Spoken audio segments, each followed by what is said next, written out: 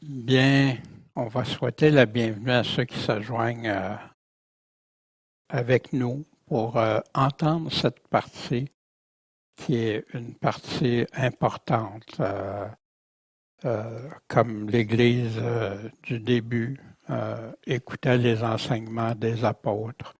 Et on a ce privilège-là, nous, d'avoir tous leurs enseignements aux apôtres et qu'on puisse les écouter et les comprendre et les appliquer. Bien, on continue dans la série Les commandements de Jésus. On est rendu à la 19e partie. Bien oui, le Nouveau Testament est rempli de commandements de Jésus.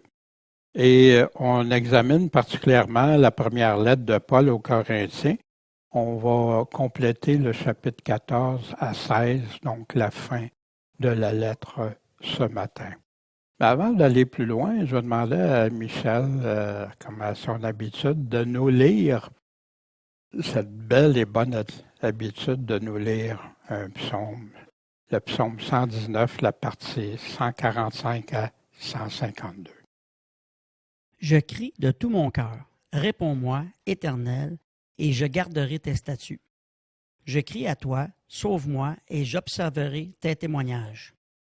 Je préviens l'aurore et je crie, je m'attends à ta promesse.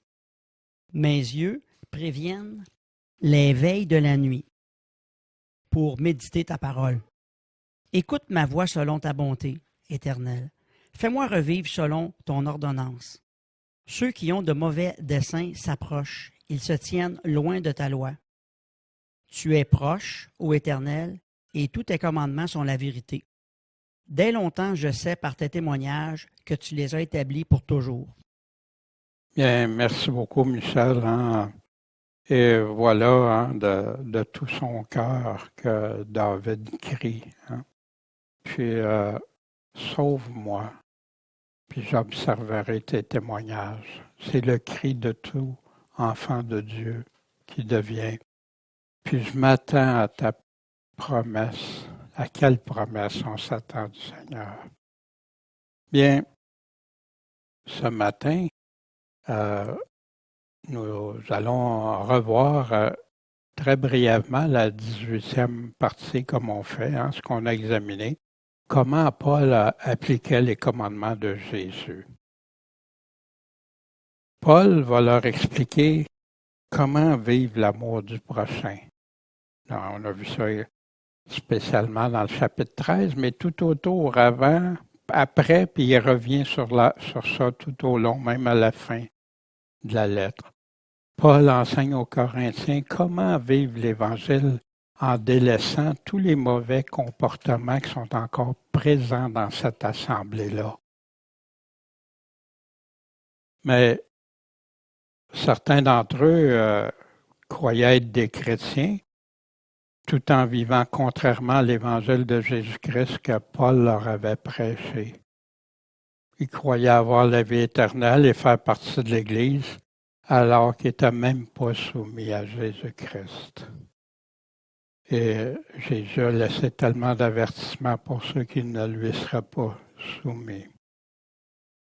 Paul a mentionné tout doit être fait selon l'Évangile, selon les commandements de Jésus, l'unité, commandement de Jésus, l'amour, commandement de Jésus, la véritable foi, commandement, l'édification de l'Église, séparation des péchés, retranchement des non repentis, comme Matthieu 18, dans Matthieu 18, Jésus l'explique très clairement.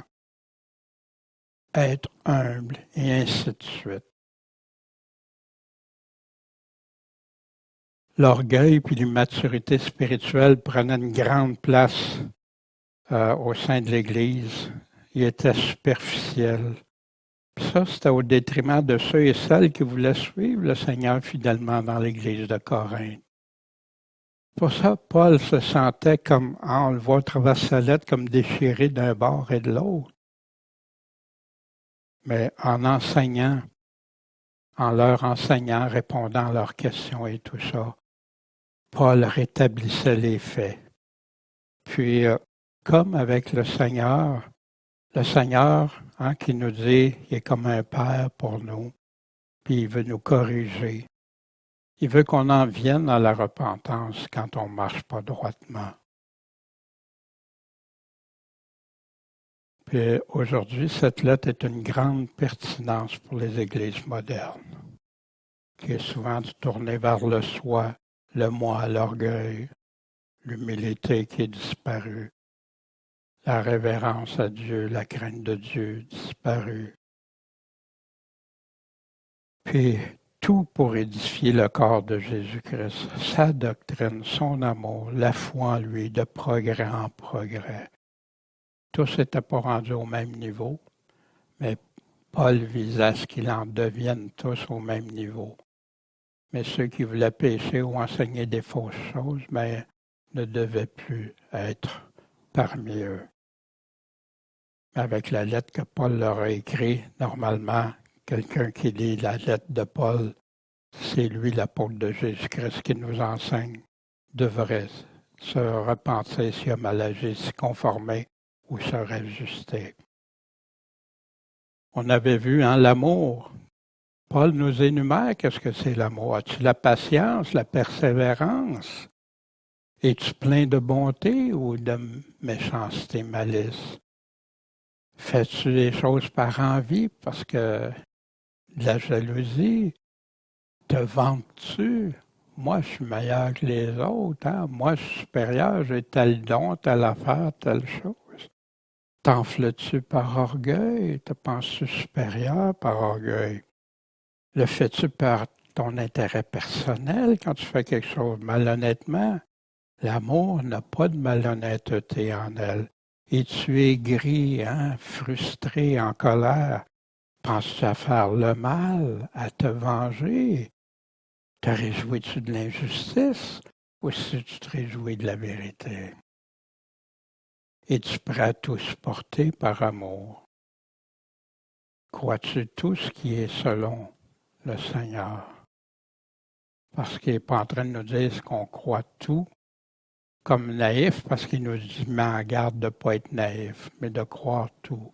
Puis de ne pas toujours être en train de suspecter tout le monde en premier abord. D'être sur nos gardes, c'est une chose, de valider, mais de faire attention. Les Béréens faisaient très bien. Comment ils faisaient? Ils allaient vérifier dans la parole de Dieu. C'était ça. Après ça, c'est correct, c'est clair. Oh, c'est pas ça, ben là, on va se rajuster. As-tu tout de l'espérance en toutes choses? Est-ce que tu as de l'espérance? Est-ce que l'amour a l'espérance? Parce que sans espérance, les gens se décourageraient. Ils abandonneraient bien plus vite. Endures-tu tout? La charité, ça va toujours rester, même dans l'éternité. On va voir face à face. Maintenant, on connaît imparfaitement, incomplètement, mais on va connaître comme j'ai été connu, comme le Seigneur m'a connu. 3 choses demeurent, la foi, l'espérance, l'amour, mais la plus grande, c'est l'amour ou la charité. C'est l'essence même du discours de Paul aux Corinthiens. C'est bien beau avoir les dons, avoir tout ci, ça, si t'as pas l'amour, c'est rien. Ça revient au commandement d'aimer le Seigneur comme le Seigneur nous aime, humblement, sans s'enfler d'orgueil, sans se sentir plus important que les autres. Paul qui poursuit la mission de proclamer l'Évangile, l'amour, l'obéissance de l'Église au travers de tous ses lettres, comme Jésus, comme les autres apôtres. Fait que ce matin, on est rendu à la 19e partie des commandements de Jésus, énoncés par Paul. On va examiner ce que l'apôtre Paul écrit quand il fait référence au commandement de Jésus.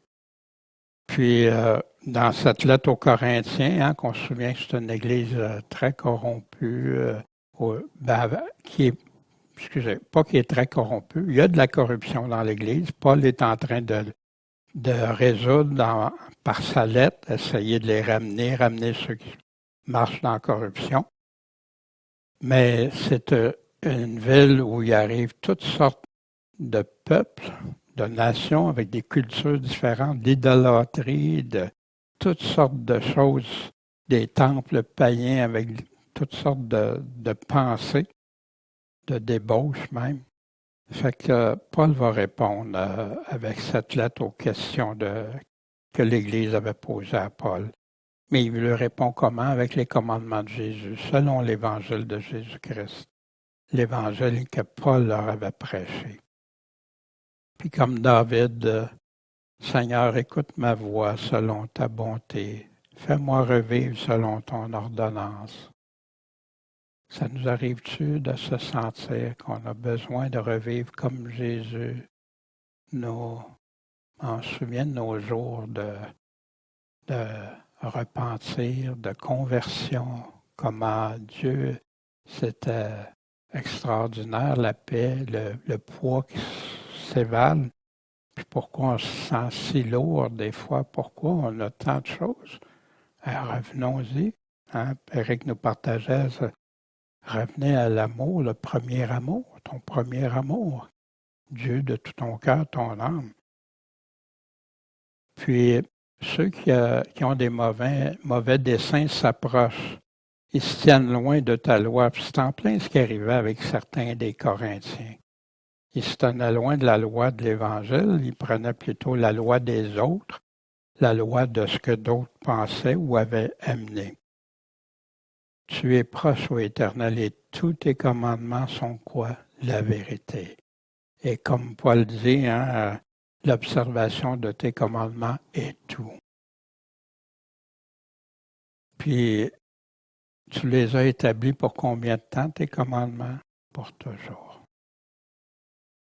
On se souvient des mises en garde de Pierre concernant vers la fin, puis quand on lit Paul, il y en a beaucoup qui se perdent dans ça, qui comprennent mal, puis qui tordent le sens. Fait que c'est doublement important de comprendre comment Paul s'y prend, les différentes techniques qu'il va utiliser, même parfois de l'ironie ou de l'absurde pour le faire réaliser. Pécherais-je nullement? Mais il pose la question pour amener les gens à réfléchir. Veillez à être vigilants. Maintenant, on va traiter d'un sujet qui est rendu délicat, qui ne l'était pas dans les années antérieures, mais qui est devenu très délicat avec le temps. On va parler de Paul avec les femmes dans l'Église. Souvenons-nous du contexte, premièrement, que Paul écrit aux Corinthiens parce qu'ils ont posé des questions à Paul. On ne les a pas par écrit. On peut seulement faire une déduction de qu'est-ce qui est en train, le pourquoi. Et ici, Paul va nous parler, va nous dire quelque chose qui dérangeait chez les Corinthiens. Il y avait quelque chose qui était dérangeant chez les Corinthiens pour le bon ordre. La même chose qu'avec les dons, la même chose qu'avec des choses. Fait que là, bien, Paul arrive avec que vos femmes se taisent dans les églises parce qu'il ne leur est pas permis d'y parler et qu'elles soient soumises, comme la loi le dit aussi. Si on découpe juste ce passage-là, ce verset-là, ça peut devenir difficile à comprendre, surtout dans un contexte comme aujourd'hui. Si elles veulent s'instruire sur quelque chose, qu'elles interrogent leur mari à la maison. Pourquoi? Parce qu'il n'est pas bien séant aux femmes de parler dans l'Église. On va aller voir, on va aller plus loin. Est-ce de vous que la parole de Dieu est venue? C'est-tu de vous autres, les Corinthiens, par rapport à la question qu'ils posaient? La parole de Dieu, c'est-tu à vous autres qu'elle est venue? Ou peut-être qu'elle est parvenue jusqu'à vous seuls? Qu'est-ce que Paul est en train de faire? Et c'est une boutade de le faire dire, c'est vous autres qui avez les paroles de Dieu? Vous seuls? Moi, je ne l'ai pas, la parole de Dieu. Nous, on ne l'a pas, la parole de Dieu. Fait qu'il va continuer ici. Si quelqu'un croit être prophète ou inspiré de Dieu, qui reconnaissent que les choses que je vous écris sont quoi? Des commandements du Seigneur. Oh, OK. Parfois, Paul avait dit, on avait vu, ça, c'est mon opinion. Puis là, il décrivait précisément ce que c'était. Mais le reste, c'est les commandements du Seigneur. Mais ici, il reprécise. Là, vous pensez que vous avez la parole de Dieu? C'est ici les commandements. Moi, je vais vous dire les commandements du Seigneur. La parole de Dieu, d'où elle vient. Puis si quelqu'un veut l'ignorer, qu'il l'ignore. C'est pourquoi Frère désirait avec ardeur de prophétiser, puis n'empêchez pas de parler des langues. Voyez-vous, tout ça est inscrit dans quel contexte?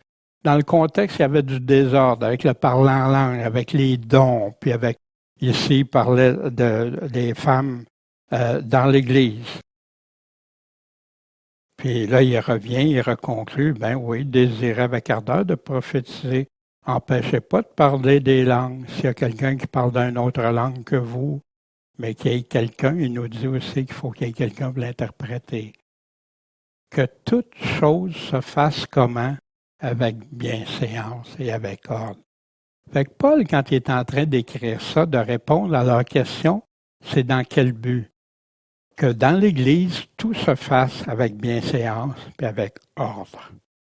Maintenant, est-ce que Paul, quand il dit que les femmes se taisent, qu'il ne leur a pas permis d'y parler, est-ce qu'il est en train de dire que les femmes n'ont pas le droit de parler? Ça serait facile de tomber dans ce piège-là, de dire ça.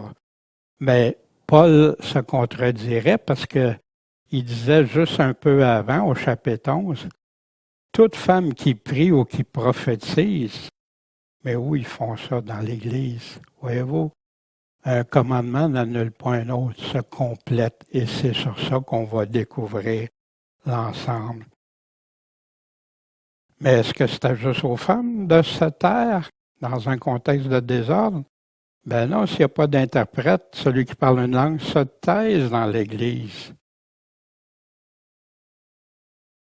Voici ce que Paul disait à Tite, hein? Il y en a beaucoup, principalement ceux de la circoncision, des gens indisciplinés, désordre, des vains discoureurs qui parlaient d'imposteurs auxquels il faut fermer la bouche.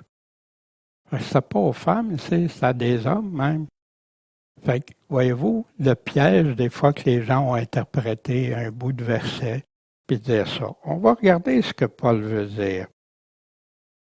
Mais le commandement de Dieu ici, c'est un Dieu d'ordre, c'est pas un Dieu de confusion. C'est comme Dieu aime qu'on soit humble, sans conflit, sans faire des dérèglements dans son assemblée. On est là pour adorer Dieu en esprit, en vérité. Puis pas d'orgueil, pas de supériorité. Voici les choses que je vous écris sont des commandements du Seigneur, mais où Paul peut bien sortir ça? Quand Dieu a fait la création, puis Dieu, faisons l'homme à notre image, hein, au pluriel, selon notre ressemblance. Et Dieu créa l'homme à son image, et il le créa à l'image de Dieu. Puis là, il spécifie, il les créa mâles et femelles. Et Dieu les bénit, et Dieu leur dit, croissez, multipliez, remplissez la terre, prenez le contrôle, assujettissez-la, puis dominez. C'est à l'homme qui a donné, à l'homme et la femme de faire ça. Fait que là, il a continué. Fait que là, cela fut ainsi. Et Dieu vit tout ce qu'il avait fait. Et voici, ce que Dieu a créé au tout début, voici, c'était très bon. C'était parfait. C'était comme Dieu l'avait fait. Puis il y a eu un soir, puis il y a eu un matin. C'est ça qui a été le 6e jour. Beaucoup aujourd'hui, avec la théorie de l'évolution, essayent de contredire, de dire, même j'ai entendu des chrétiens dire, non, le jour, c'est quoi? Un soir et un matin. Puis si on n'enlève aucune de ces choses-là qui cheminent à l'autre, le soleil pas au bon moment, la nourriture pas au bon moment, ça n'aurait pas marché. Personne n'aurait pu vivre sans que ça se fasse comme Dieu le dit. Puis, l'autre passage, hein, c'est quand Adam n'a pas trouvé d'aide semblable à lui. Fait que là, le Seigneur l'a fait tomber d'un profond sommeil. Il a pris une de ses côtes, puis il a refermé la chair à sa place. Puis l'Éternel Dieu a formé une femme de la côte qu'il avait prise d'Adam. Et la fit venir vers Adam. Puis Adam a dit, mais celle-ci, enfin, est os de mes os, chair de ma chair. Il se sentait isolé, hein? Il y avait tous des animaux, puis il n'y avait personne. Là, il y a quelqu'un que Dieu a pris de lui. Puis il dit, c'est pourquoi l'homme laissera son père et sa mère, s'attachera à sa femme et seront une seule chair. Commandement que Jésus a repris, que les apôtres ont repris, Paul aussi avait repris. C'est ça l'origine de ces propos. Ça provient du Seigneur, comme ce que Dieu a établi, a commandé. Une question, pourquoi Dieu n'a pas créé Ève de la même manière qu'Adam? Il a créé Adam à partir de la poussière du sol, puis après il a pris la femme à partir de l'homme. Intéressant à réfléchir. Puis c'est pour ça que Paul en arrive à dire l'homme en premier, puis selon l'ordre que Dieu avait établi. Puis c'est délicat aujourd'hui parce qu'il y en a qui s'en servent pour tais-toi la femme, qu'elle est soumise, même si la personne n'est pas soumise au Seigneur, puis tout ça. C'est pas ça que la parole nous dit. On va voir le reste. Paul a dit la même chose aux autres églises. Femmes, soyez soumises à vos propres maris, comme au Seigneur. Parce que le mari est le chef de la femme, comme aussi le Christ est le chef de l'Église, qui est son corps, dont il est le Sauveur. De même que l'Église soit soumise à Christ, que les femmes le soient aussi à leur propre mari en toutes choses. Marie, aimez vos femmes, comme aussi Christ a aimé l'Église. Oui, si on suit l'ordre de Dieu, là, tout prend sa place. Moi, je n'ai pas choisi si je naîtrais un homme ou une femme. J'ai pas de droit de regard. Celui qui a le droit de regard, c'est Dieu sur ça. Dieu place chacun. Mais l'homme est soumis aux autorités, l'homme est soumis à Christ. L'homme, quand il y a qui travaille pour quelqu'un, est soumis à son patron. La soumission, c'est partout. Même Jésus-Christ est soumis au Père. Pourtant, beaucoup de nous voudraient être sans soumission. Mais ça en fait partie, puis ce n'est pas une soumission d'esclavage, c'est une soumission de Dieu. Tu es Dieu. Dieu, tu me demandes ça, je fais ça. Aussi, il parle de la sanctification, purifiant, lavant par l'eau de la parole, etc. Je ne développerai pas tout parce qu'on l'a déjà vu dans l'enseignement aux Corinthiens et tout ça. Mais l'homme, celui qui aime sa femme, s'aime lui-même. Il a nourri, l'entretien, comme le Seigneur le fait à l'égard de l'Église, puisque nous sommes les membres de son corps. Puis là, il revient avec l'homme qui quittera son père et sa mère, s'attachera à sa femme, et les deux ne seront qu'une seule chair. Puis là, il parle du mystère de l'Église, par rapport à Christ et à l'Église. De cette manière que chacun de vous aime sa femme comme lui-même et la femme respecte son mari, complémentarité, ensemble. Mais il y a des responsabilités. Dieu donne des responsabilités. Le Père a donné des responsabilités au Fils. Le Fils a donné des responsabilités à l'Église.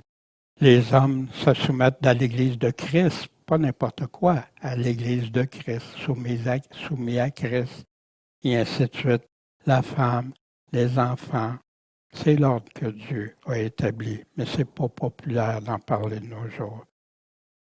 Aux Colossiens, femmes, soyez soumises à vos propres maris, comme il convient, mais voici ce qui est bien important, selon le Seigneur. Il y en a qui demandent à leurs femmes d'être soumises, mais ce n'est pas selon le Seigneur. C'est ça que la parole dit? Non, toujours selon le Seigneur. Marie, aimez vos femmes encore, ne vous aigrissez pas contre elles. Enfants, obéissez en toutes choses. Cela est agréable au Seigneur. Pas hériter nos enfants. Serviteurs, obéissez en toutes choses à vos maîtres. Puis, il en arrive pas comme pour plaire aux hommes, mais faites la simplicité de cœur dans la crainte de Dieu. Pas seulement pour les montrer par apparence aux hommes. Et quoi que vous fassiez, faites-le de bon cœur, comme pour le Seigneur, puis non pour les hommes. C'est ça en arrière. Faites-les pour faire plaisir à Dieu, sachant que vous recevrez du Seigneur quoi? La récompense de l'héritage, car vous servez Christ le Seigneur. Mais celui qui agit injustement recevra selon son injustice, parce qu'il n'y aura pas d'acception de personne, pas de privilège dans ça. Mais Paul va préciser quel genre de silence dans l'Église. Paul qui nous dit qu'il a été établi prédicateur, apôtre, enseignant des gentils dans la foi et dans la vérité. Je veux donc que les hommes prient en tout lieu, levant des mains pures, sans colère et sans contestation. Quand on demande à Dieu. Imaginez quand tu arrives avec des mains impures, avec de la colère et de la contestation, comment Dieu peut recevoir cette prière-là. Et que pareillement, les femmes, là il va parler de modestie, pudeur, mais se revêtir de bonnes œuvres, comme il convient à des femmes qui font profession de servir Dieu. Puis c'est là qu'arrive que la femme écoute l'instruction en silence, en toute soumission, car je ne permets pas à la femme de quoi? D'enseigner, ni de prendre l'autorité sur son mari. C'est ça le but en arrière. Dans l'église de Corinthe, les femmes prenaient beaucoup de place, parlaient beaucoup et enseignaient, se mettaient à enseigner. Puis t'en avais que c'était des anciennes prêtresses dans des temples païens. Imaginez tout ça, ce que ça peut apporter dans une assemblée.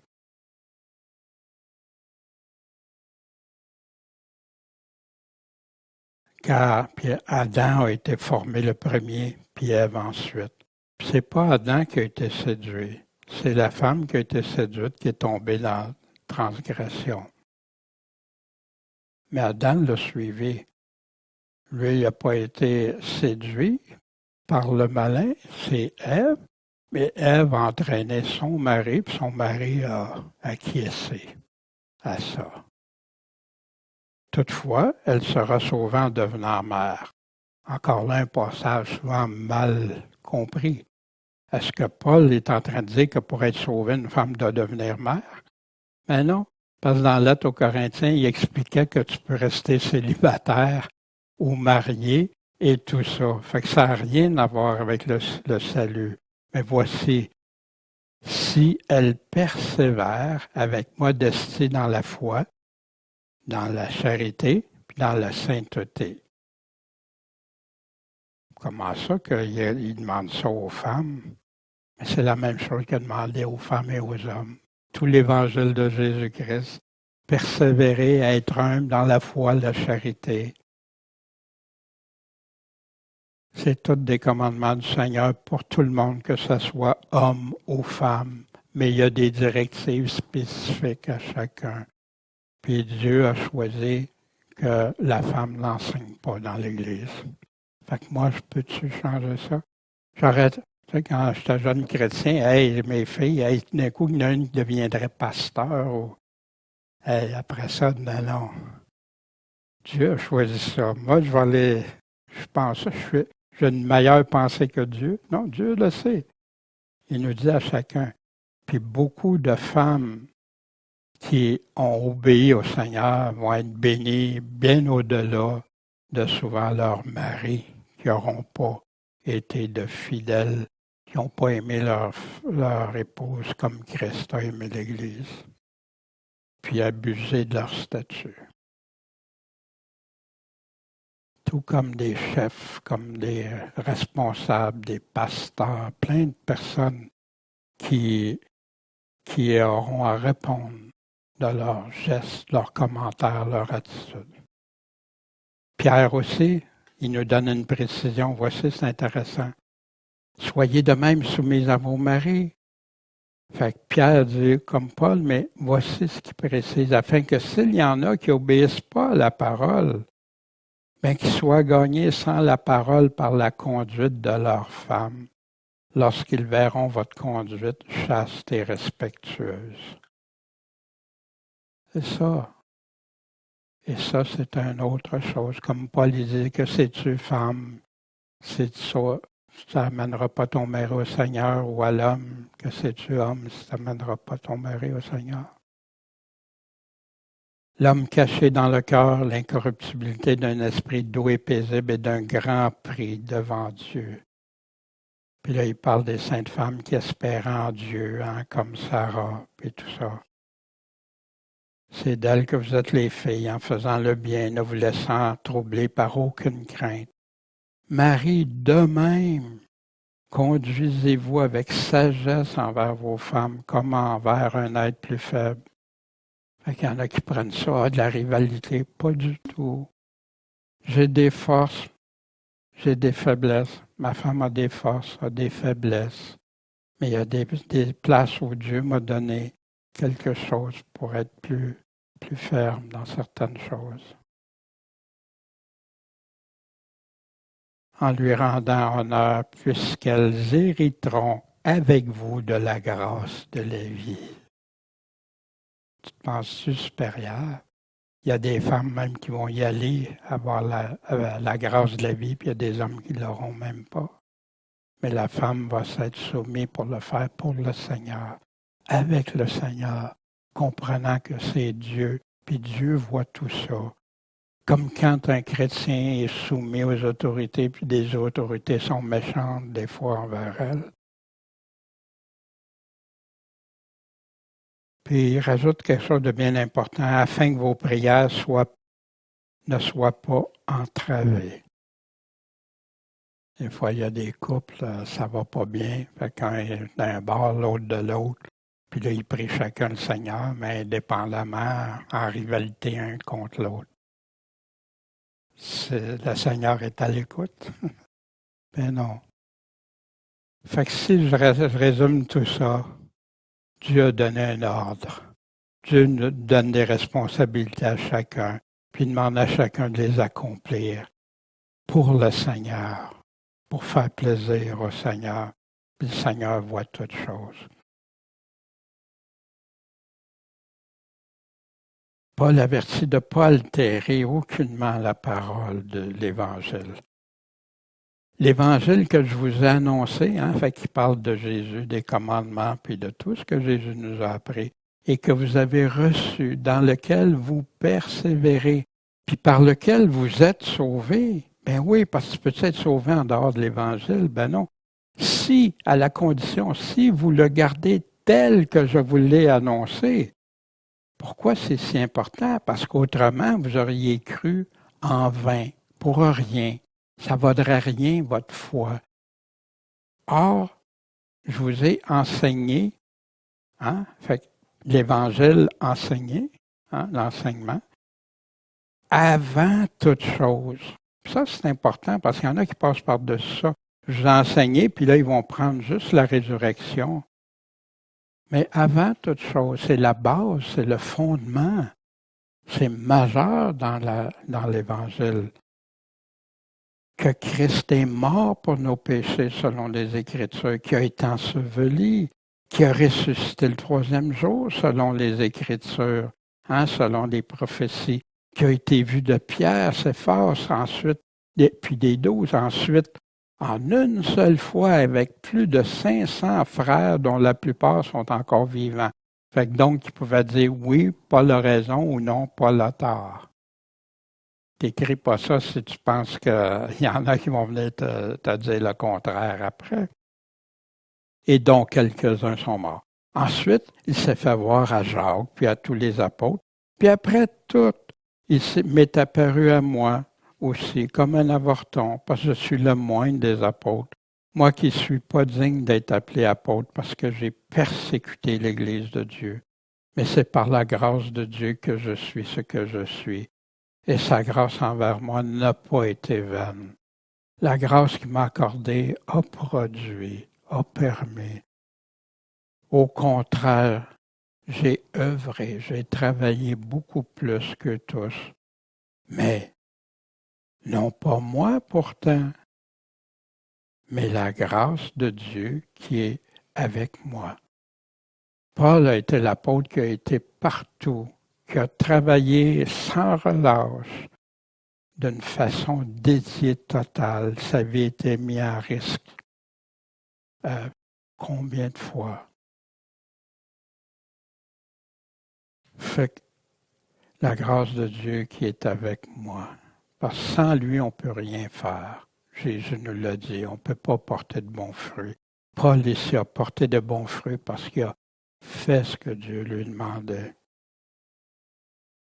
Donc, soit moi, soit eux, les apôtres, on prêche ainsi, que vous avez cru ainsi. Fait que le fondement, la base, Jésus est mort, enseveli, ressuscité. Puis, on est sauvé, par contre, si on garde tel. Mais est-ce que Paul va parler juste de la mort, de la résurrection? Ben non. Pourquoi toute la lettre d'abord?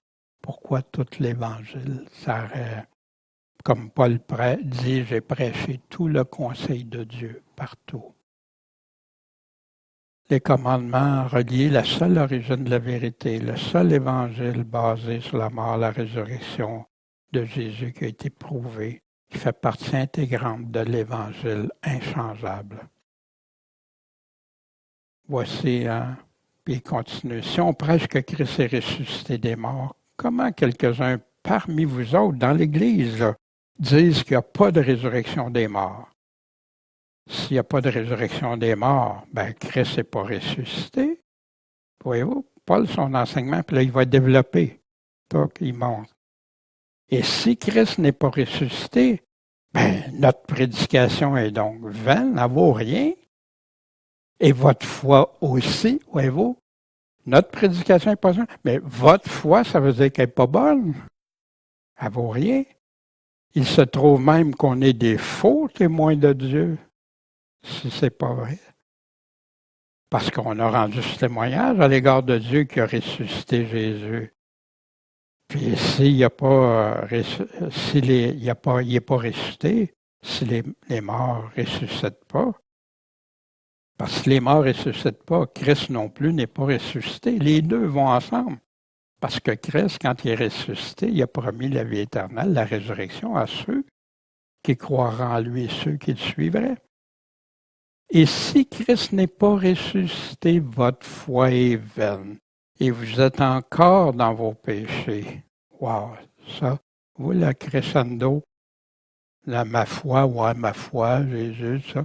Mais là, le clou, on appelle ça le marteau dans la chose, c'est que vous êtes encore dans vos péchés. Si tu es encore dans tes péchés, qu'est-ce que ça veut dire? Tu es perdu. Tu es perdu. Il n'y a pas d'espoir, il n'y a pas d'espérance, il n'y a rien. Puis ceux qui sont morts en Christ sont aussi perdus. Fait que non pas seulement vous, mais tous ceux que vous connaissez, que vous avez aimés, qui sont morts, eux autres aussi sont en perdition. Si on a d'espérance en Christ que pour cette vie seulement, nous sommes de tous les hommes les plus misérables. L'Évangile, c'est pas pour cette vie ici. Oui, on vit cette vie ici. Oui, on a des choses à faire. On a des choses à vivre. Dieu va nous aider. Dieu va pourvoir. Mais c'est pas juste pour ici. Puis, dans les commandements reliés, toutes les prophéties qui concernaient la mort, la résurrection, toute l'espérance du chrétien, Paul le fait ressortir ici. Mais pensez-vous que ceux qui niaient la résurrection étaient sauvés dans l'Église de Corinthe? Votre foi est vaine. Vous êtes encore dans vos péchés si vous ne croyez pas ça. Fait que des fois, il y en a qui disent « tous les Corinthiens étaient sauvés. » Non, Paul l'a dit à plusieurs reprises. L'Évangile que je vous ai annoncé. Puis, dans Galates, il dit, je m'étonne que vous abandonniez si rapidement, promptement celui que vous avez appelé à la grâce de Christ pour passer à un autre évangile. Pas qu'il y en ait un autre, mais il y a des gens qui vous troublent. C'est la même chose aux Corinthiens. Sauf qu'ici, il arrivait directement avec la mort, la résurrection. Ils attaquaient. Ils veulent pervertir l'évangile de Christ. Mais quand nous-mêmes, même un ange du ciel, vous annoncerez un évangile différent de celui que nous avons annoncé, qu'il soit anathème. Ça veut dire retranché, maudit. Pas de salut. Comme on vous l'a déjà dit, si quelqu'un vous annonce un évangile différent de celui que vous avez reçu, qu'il soit anathème. Puis il répète. Puis tant de sectes ont reçu un évangile différent aujourd'hui. Puis ça a commencé dans les années 1700-1800, puis aujourd'hui encore. Est-ce les hommes que je prêche ou Dieu? Est-ce que je cherche à plaire aux hommes? Si je plaisais aux hommes, je ne serais pas un serviteur de Christ. Fait que Paul le dit ici d'une façon très claire. Avec les Corinthiens, il parlait à ceux qui voulaient croire en la résurrection. Il avertissait en même temps ceux qui ne croyaient pas que leur foi était vaine. Voici Jude qui dit plein de zèle concernant notre salut comme je vous exhorte à combattre pour la foi qui a été donnée une fois pour toutes aux saints. Pourquoi? Parce qu'il s'est glissé parmi vous certains hommes dont la condamnation est écrite depuis longtemps. Qu'est-ce qu'ils font? Ils vivent dans l'impiété. Ils ont Jésus qui disent, mais ils vivent comme impies. Ils changent la grâce de notre Dieu en dissolution. Tu as la grâce même si tu es impie. C'est faux. Tu dissolues la faveur de Dieu, cette grâce. Puis tu en viens à renier Dieu, le seul qui a le droit de décider. As-tu le droit de vivre dans l'impiété pour avoir ma grâce? Et Jésus-Christ, le seul dominateur, le seul patron, Jésus notre Seigneur. Le ciel et la terre passeront, mais mes paroles passeront pas. Si quelqu'un a honte de moi et de mes paroles. Puis dans l'église de Corinthe, il y en a qui ne savaient plus où se brancher. Puis que c'était des paroles de certains qui amenaient des fausses doctrines. Paul va expliquer par la suite le déroulement de la résurrection à venir, basé sur les enseignements de Jésus. Puis tous vont revivre en Christ. Mais ceux qui sont en Christ, chacun dans son propre rang. Les prémices, le premier, ensuite ceux qui sont de Christ, quand? À son avènement que ça va arriver, qu'on va revivre en Christ. Puis après ça va venir la fin. Quand est-ce qu'elle va venir? Quand il va remettre le royaume de Dieu, le Père. Quand il va faire ça? Après avoir détruit toute empire, toute domination, puis toute puissance. Dans le psaume 62, on avait ça ce matin. Car il doit régner. Il y a un règne de 1000 ans, qu'on nous dit, jusqu'à ce qu'il ait mis tous ses ennemis sous ses pieds. Puis l'ennemi qui va être détruit, le dernier, c'est la mort. La mort va être détruite, on l'apprend dans la Révélation.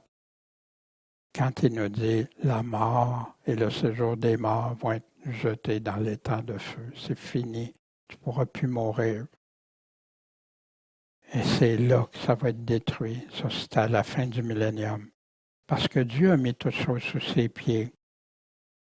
Puis, après, quand toutes choses lui auront été assujetties, alors aussi le Fils même sera assujetti à celui qui lui a assujetti toutes choses, pour que Dieu soit tout en tous.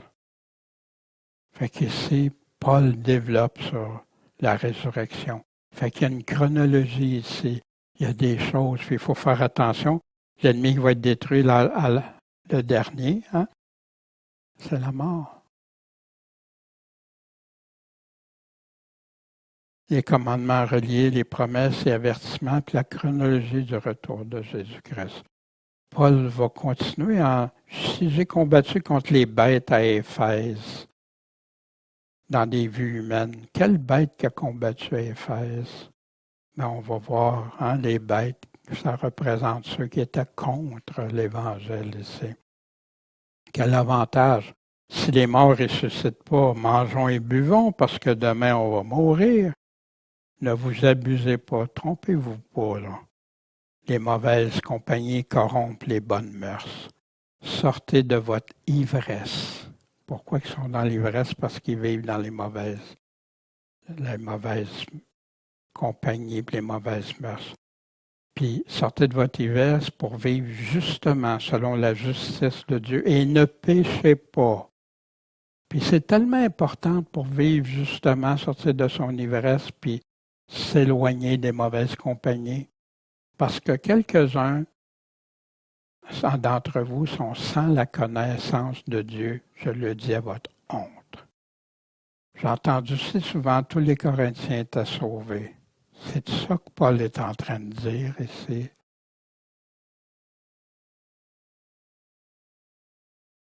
Dans Galates 6, ne vous trompez pas, abusez-vous pas vous-même, séduisez-vous pas vous-même, on ne se joue pas de Dieu.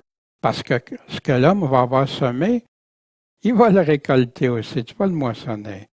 Si tu sèmes pour ta chair, tu vas moissonner quoi? La corruption.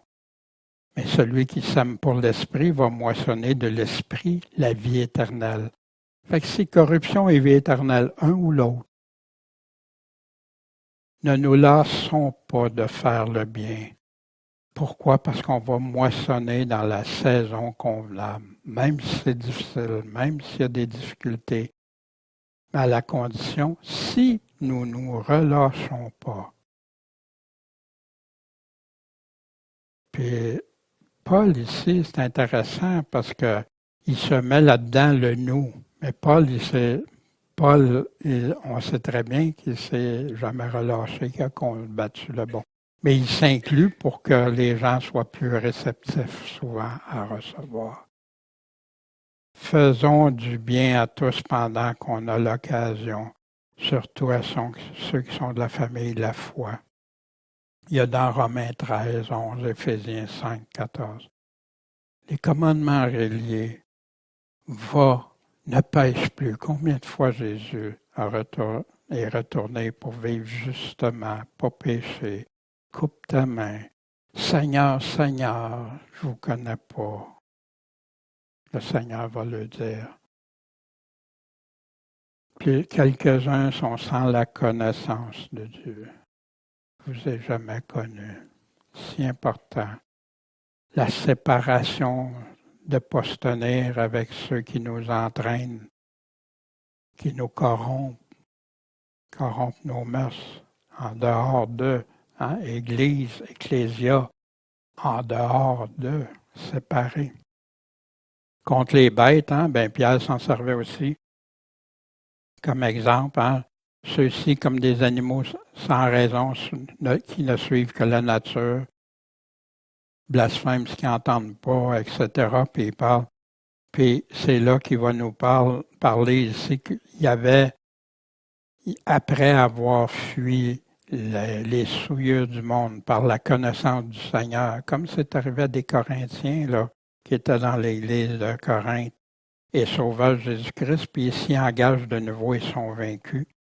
Leur dernière condition devient pire que la première, parce qu'il aurait valu mieux pas connaître la voie de la justice que de se détourner, après l'avoir connu, du Saint Commandement qui leur avait été donné. Qui a donné le Saint Commandement? Sinon le Seigneur. Mais il est arrivé ce proverbe vrai, le chien retourna à ce qu'il avait vomi. La truie s'est vautrée dans le bourbier. Des avertissements très clairs. Les bêtes. Jude nous revient avec la même chose. Il nous parle, le même qui nous parlait de la foi reçue une fois pour toutes, qui entraîne l'impiété puis qui amène dissoudre la grâce de Dieu. Ils ne connaissent pas de ce qu'ils parlent. Ils se corrompent dans tout ce qu'ils savent naturellement. Ce n'est pas selon l'esprit, c'est selon la chair. Comme des animaux destitués de raison. Une bête. Malheur à eux. Puis là, il explique. Ce sont des tâches dans vos repas de charité. Fait que c'est en dehors de l'Église. Non. Lorsqu'ils mangent avec vous, sans retenue, l'obscurité des ténèbres est réservée pour eux, pour l'éternité. Fait que quand contre les bêtes, Paul a eu à combattre à Éphèse. Il a averti pendant 3 ans et demi. Puis il savait qu'après son départ, ça serait encore pire. Je nous avertis de nouveau, comme Pierre, comme Paul. Jean aussi, qui nous avertit clairement de ceux qui sont sans la connaissance de Dieu. Encore là, trompez-vous pas, laissez-vous pas abuser, que personne vous séduise. Celui qui pratique la justice est juste comme lui-même est juste. Celui qui commet le péché, c'est du diable. Parce que le diable pêche dès le commencement. Le Fils de Dieu est paru pour détruire les œuvres du diable. Il y en a qui y croient pas. Ils disent oui, Seigneur, mais non, le Seigneur est là pour les détruire, les œuvres du diable. Puis il nous a donné comment faire. Quiconque est né de Dieu ne commet pas le péché. Parce que la semence de Dieu, la parole de Dieu demeure en lui. Et il ne peut pas pécher parce qu'il est né de Dieu. Ça veut-tu dire qu'il n'aura aucune occasion de chute? Non. Si quelqu'un de voit pécher, qu'il a le voir Jésus, l'avocat, que le même apôtre nous dit. Mais ceux qui vivent dans le péché, qui continuent, ils s'enlisent dans ça. Au lieu de dire « Wow, j'ai mal fait, j'ai mal agi. Seigneur, je te demande pardon, je m'en repens, puis je ne veux plus commettre ça dans ma vie. Puis donne-moi par ta grâce toute la force, la conviction pour lutter contre et me débarrasser d'haïr ce que tu haïs, puis d'aimer ce que tu aimes. » Puis c'est en cela que se révèlent les enfants de Dieu et les enfants du diable, deux catégories. Quiconque ne pratique pas la justice puis n'aime pas son frère n'est pas de Dieu. À Corinthe, il y avait de ça. C'est pour ça que Paul est obligé de revenir sur l'amour, l'unité, les paroles du Seigneur, l'Évangile. Ici, ça nous parle de la parabole, un commandement relié de Jésus, la parabole du semeur, des 4 terrains, porter du bon fruit, la justice selon Dieu. Je vous ai jamais connu, celui qui ne met pas en pratique, ne m'aime pas, etc. Grande va être la ruine.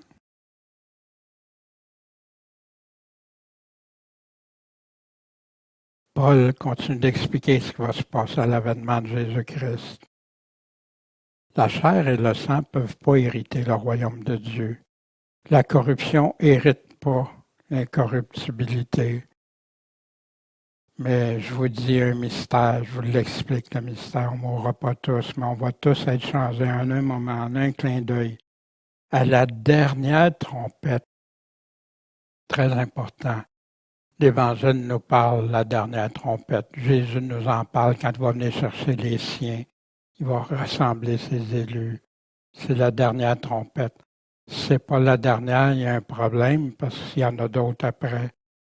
Mais c'est la dernière. Paul ne s'est pas trompé. Paul, conduit par l'Esprit, dit la vérité. La dernière trompette qu'on voit, on la retrouve dans la Révélation, c'est la 7e trompette. La dernière trompette où le mystère de Dieu qui avait été dévoilé à ses prophètes, comme Paul, va être accompli. La trompette sonnera comme dans Matthieu 24, 31. Les morts ressusciteront incorruptibles et nous serons changés. Fait que tu ne restes pas comme le corps d'aujourd'hui, que tu sois mort ou que tu sois encore en vie. Ce corps corruptible doit être revêtu de l'incorruptibilité, comme Jésus, les prémices, qui a eu un corps nouveau, transformé, revêtu de l'immortalité. Puis, à ce moment-là, quand ça va être, ce corps mortel sera devenu immortel, alors cette parole de l'Écriture sera accomplie. La mort est engloutie en victoire. Ô mort, où est ton aiguillon? Où séjour des morts, enfer? Où est ta victoire? Or, l'aiguillon de la mort, c'est le péché, et la puissance du péché, c'est la loi. Mais grâce soit rendue à Dieu qui nous a donné la victoire par notre Seigneur Jésus-Christ. C'est pourquoi, mes frères bien-aimés, soyez fermes, inébranlables, abondants toujours dans l'œuvre du Seigneur, le travail pour le Seigneur, sachant que vos œuvres, votre travail n'est pas en vain dans le Seigneur. les promesses de Jésus, l'espérance des chrétiens. C'est de ça que Paul nous parlait. Puis les commandements reliés d'être fermes, inébranlables, d'être des fidèles en Jésus-Christ. Des disciples qui ont prêt à tout pour le suivre. Porter du fruit, fructifier les talents, œuvrer pour Jésus. Maintenant, Paul va nous parler de son inquiétude pour les Corinthiens, puis avec raison. Quant à Apollos, notre frère, je l'ai beaucoup prié d'aller chez vous avec les frères, mais il a nullement voulu y aller maintenant. Toutefois, il ira quand il trouvera l'occasion. Paul est inquiet, fait qu'il demandait à Apollos et les autres qui étaient avec lui d'aller, mais il ne pouvait pas. Et quand il va trouver l'occasion, il va y aller. Mais Paul était inquiet pour eux. Veillez. Fait que donc, c'est la suite. Veillez, demeurez ferme dans la foi. Agissez courageusement. Veillez, soyez sur vos gardes, surveillez, regardez qu'est-ce qui se passe. Et soyez fidèles. Demeurez ferme et dans la foi, celle de l'Évangile, pas les autres choses qui conduisent ailleurs. Agissez avec courage. Imagine, là, dans des églises, des fois, des personnes voient « Hey, le Seigneur dit ça. Hey, il faudrait qu'on regarde marcher comme le Seigneur nous dit. » Ou « Hey, toi, le légaliste. Hein? » Ou des fois, ils se font tasser, les gens ne disent rien, puis là, ils se font comme mettre de côté. Ça prend du courage. Oh, je ne suis mieux de pas y dire. Moi, ce matin, tu parlais quand l'autorité de l'homme, la femme. Pensez-vous que c'est évident dans un contexte moderne comme aujourd'hui? Mais ça en fait partie. Fortifiez-vous, devenez forts, puis que tout ce que vous faites, par contre, se fasse avec amour, le vrai amour selon Dieu. Que votre douceur soit connue de tous les hommes. Le Seigneur, il est proche, il est là. Ne vous inquiétez de rien, mais en toute occasion, exposez vos demandes devant Dieu par des prières, des supplications, avec des actions de grâce, des actions qui attirent aussi la faveur de Dieu. On a vu comment il disait dans les prières, faire attention aussi. Voici, et la paix de Dieu qui surpasse toute intelligence va garder nos cœurs et nos pensées en Jésus-Christ. Au lieu que tu sois tracassé par plein d'autres choses, tes pensées, tu vas penser à Dieu, tu vas mettre Dieu. Aimez-le de tout votre cœur, votre pensée, votre force. Que toutes choses qui sont vraies, véritables, toutes celles qui sont honnêtes, toutes celles qui sont justes, toutes celles qui sont pures, celles qui sont aimables, celles qui sont de bonne réputation et où il y a quelques vertus qui sont dignes de louange. Que toutes ces choses occupent vos pensées. Combien de temps par semaine ça occupe nos pensées? Ou si mes pensées sont partout ailleurs. Vous les avez aussi apprises, vous les avez reçues et entendues de moi, et vous les avez vues en moi. Faites-le et le Dieu de paix sera avec vous. Les Philippiens qui étaient fortement persécutés. Voici ce que Paul là, disait. Les commandements de Jésus, veillez, soyez fermes, prenez courage, soyez forts de plus en plus. Tout ce qu'on fait doit être fait selon les critères de l'amour définis par le Seigneur. Puis Paul arrive à la conclusion de sa lettre.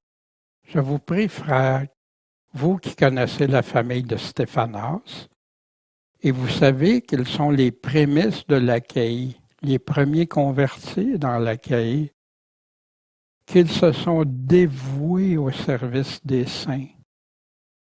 des dons de service ici, d'être soumis à de telles personnes et à tous ceux qui travaillent avec nous et qui prennent de la peine. Pourquoi Paul lui dit ça? Parce que Stéphanas, sa famille, étaient des exemples. Puis il était selon le Seigneur, puis il marchait selon le Seigneur. Il était dévoué pour les frères, les sœurs, d'être soumis à de telles personnes et à tous ceux qui travaillent avec nous, qui prennent de la peine. C'est quoi? C'est qu'ils travaillent durement. Or, je me réjouis de l'arrivée de Stéphanas, Fortunatus et d'Achaïque, parce qu'ils ont suppléé à votre absence.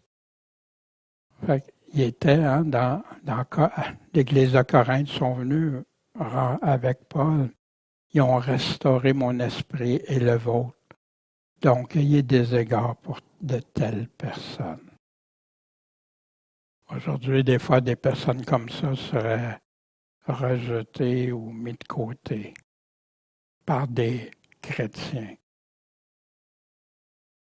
Pas pour rien que Paul le dit là. Puis cette lettre-là nous parle aujourd'hui comme c'était dans le temps. Au lieu d'avoir égard à ceux qui contredisent l'Évangile, avoir égard en se soumettant aux serviteurs fidèles, dévoués au service des chrétiens. Les églises d'Asie vous saluent, Aquilas et Priscille, avec l'Église qui est dans leur maison. Et je crois que vers la fin, ça devient de plus en plus comme ça dans les pays surtout persécutés.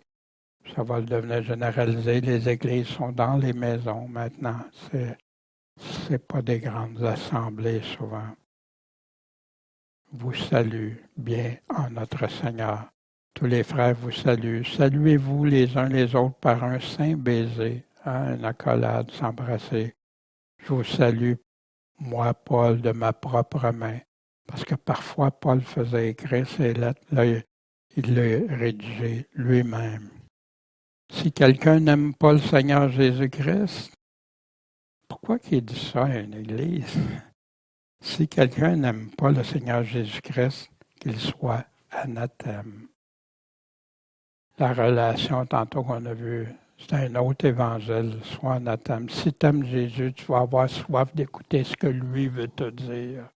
C'est lui que tu veux suivre.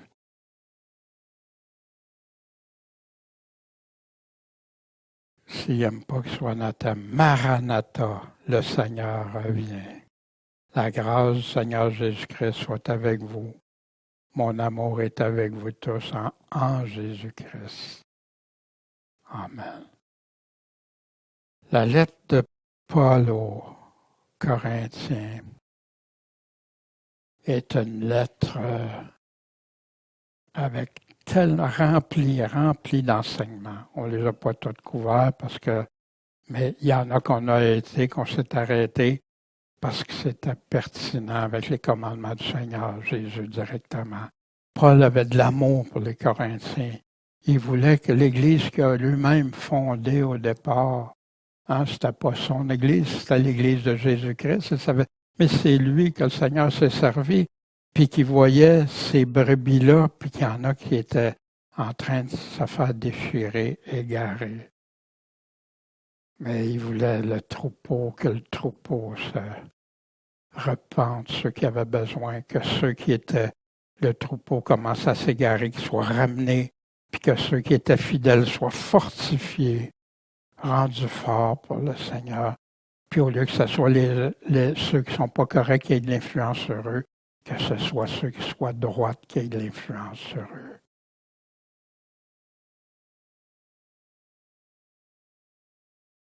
C'est tous les commandements sont selon le Seigneur. Les commandements reliés, serviteurs fidèles, travaillant selon l'enseignement des apôtres qui ont reçu de Jésus, ceux qui aiment Jésus, qui mettent en pratique ses commandements. Paul a prêché l'évangile de Jésus comme les autres apôtres. aimer le Seigneur, aimer son prochain, obéir à ses commandements, produire des fruits selon sa volonté. C'est ça que l'Évangile que Paul a prêché, puis qui a expliqué, des fois sous différentes formes, mais qui a expliqué aux Corinthiens. De façon plus importante, personnelle, ce matin, ce qu'on a vu, Paul leur explique l'importance, puis pourquoi la soumission est selon Dieu, qui qu'on soit. Paul enseigne aux Corinthiens comment l'Évangile ne doit aucunement être changé, modifié ou adapté selon les croyances humaines. Certains qui croyaient être des chrétiens alors qu'ils en arrivent à rejeter même la résurrection des morts et ou de Jésus-Christ, tout en croyant avoir la vie éternelle, faire partie de l'Église même quand ils ne croient pas aux paroles de Jésus. Mais Paul adressait ça. Paul était plein de courage, plein de force malgré son dilemme, son déchiré entre l'amour et la discipline, puis ramener ceux qui étaient là. Mais je pense que l'Esprit Saint l'a conduit d'une façon exemplaire pour arriver à faire réfléchir. Du moins, s'il y en a dans cette Église-là qui avait l'amour de la vérité, il y avait ce qu'il avait besoin pour grandir ou se repentir. Tout doit être fait selon l'Évangile, l'unité, l'amour, la véritable foi, l'édification, séparation des péchés, retranchement, etc. Paul développe et revient sur des thèmes constamment. Est-ce que c'est un constat des églises modernes? Je pense que oui. Tout pour édifier le corps de Jésus-Christ, sa doctrine, son amour, la foi en lui, de progrès en progrès. Mais pas seulement dans la lettre aux Corinthiens, dans toutes les lettres, mais spécifiquement ici pour répondre à une église qui était en détresse même.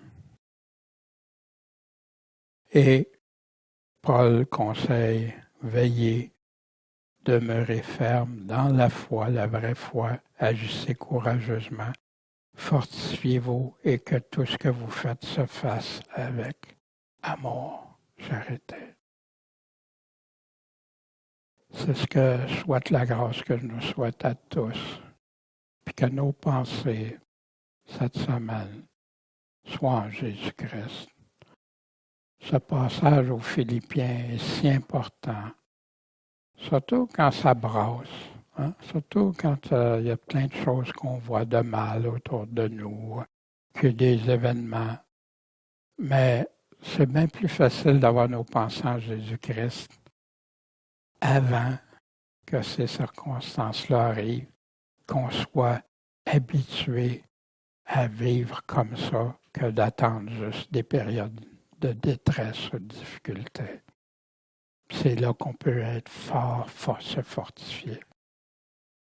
Mon Père Céleste, merci d'avoir donné à Paul cette sagesse de nous instruire, de répondre à des interrogations, puis à donner des règles de fonctionnement qui vont avec la mise en pratique de tes commandements. Seigneur, permets que chacun soit ouvert à toi, qu'on regarde à toi, qu'on se conforme, qu'on se soumette à toi de tout notre cœur. Merci Seigneur parce que tu es un grand Dieu plein d'amour pour nous, mais plein de justice, plein de miséricorde, mais aussi de sévérité. Tu es un Dieu qu'on ne se moque pas, mais que tu es là pour chacun qui veut te suivre fidèlement, Seigneur. Que tu bénis, que tu fortifies. Merci, Seigneur, puis on a hâte à ton retour, à ton avènement, Seigneur. Seigneur, on t'aime de tout notre cœur. Amen.